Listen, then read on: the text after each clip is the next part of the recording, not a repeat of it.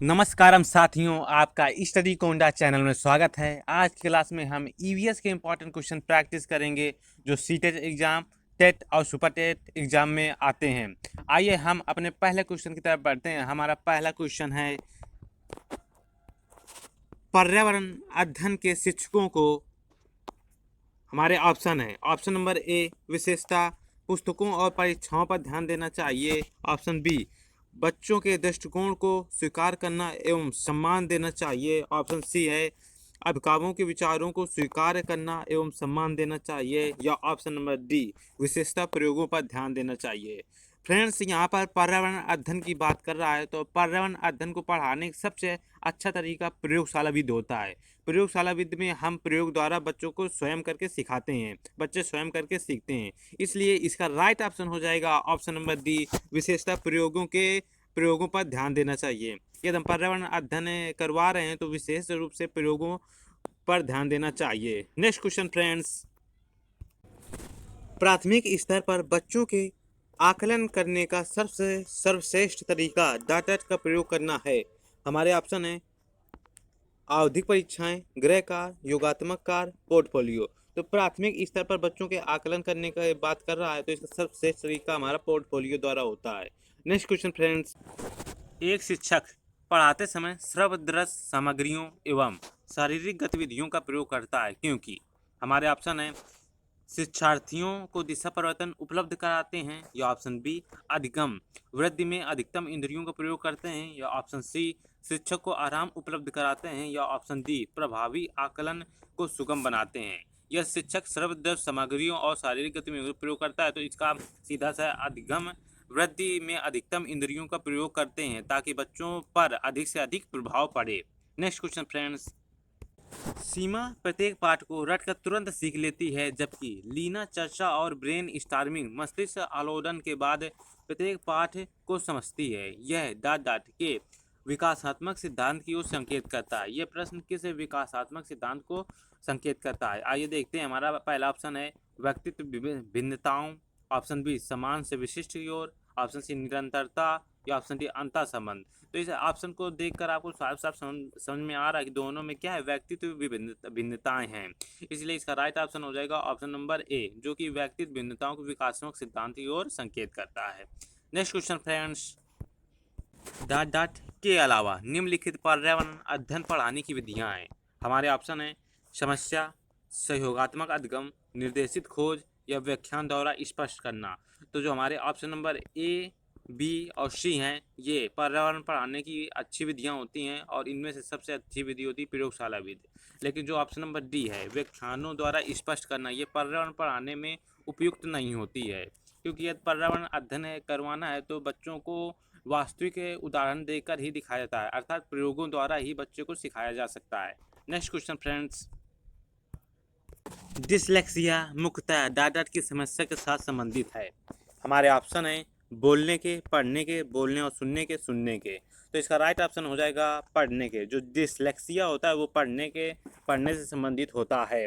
जो पढ़ने में कठिनाइयाँ आती हैं वो डिसलेक्सिया से संबंधित होता है।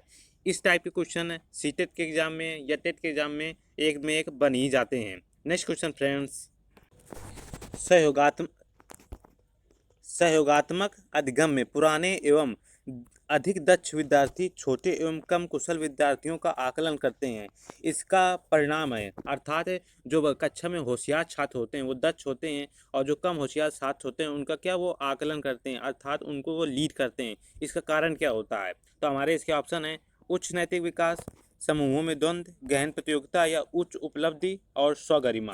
तो इसका कारण है कि उन्होंने क्या अपने समय में क्या उच्च उपलब्धि प्राप्त कर ली होगी जिसके कारण उनके पास कॉन्फिडेंस हाई होता है, जिसे हम स्वगरिमा भी कह सकते हैं। इसलिए इसका राइट ऑप्शन हो जाएगा option number D. Next question friends, Al Biruni जिस देश से आया था उसका नाम। तो हमारे ऑप्शन है बांग्लादेश, ओमान, उज्बेकिस्तान, अफगानिस्तान।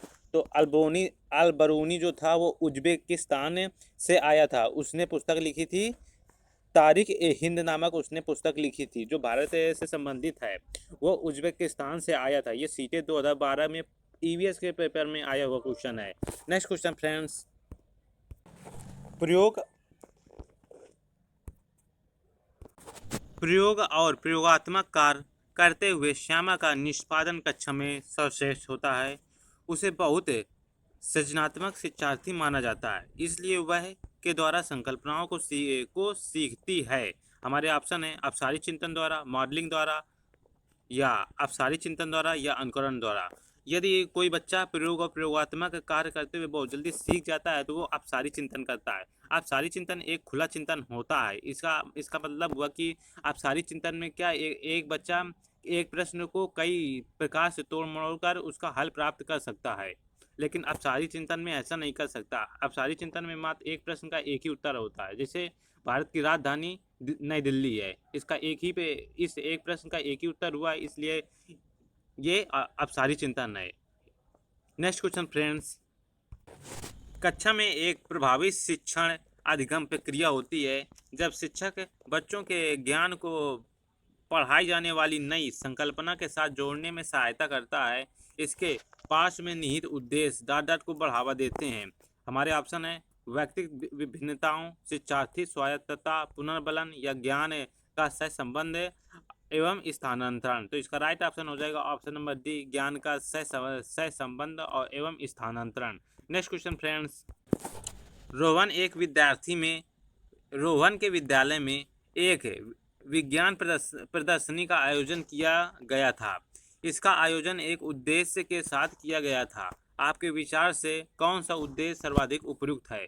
हमारे ऑप्शन है ऑप्शन नंबर ए, शिक्षार्थियों में सृजनात्मक माध्यम उपलब्ध कराना, या ऑप्शन बी, विद्यालय का नाम प्रसिद्ध करना, या ऑप्शन सी, अभिभावकों को संतुष्ट करना, या ऑप्शन डी, विभिन्न व्यवसायों के लिए विद्यार्थियों को प्रशिक्षित करना। तो इसका राइट ऑप्शन हो जाएगा ऑप्शन नंबर ए। जब रोहन के विद्यालय में एक विज्ञान प्रदर्शनी है तो इसका सीधा सा आशय है कि वे शिक्षार्थियों के लिए सृजनात्मक माध्यम उपलब्ध कराते हैं। I hope you enjoy this class. मैं आपके लिए ऐसे ही प्रैक्टिस लाता रहूँगा। जय हिंद।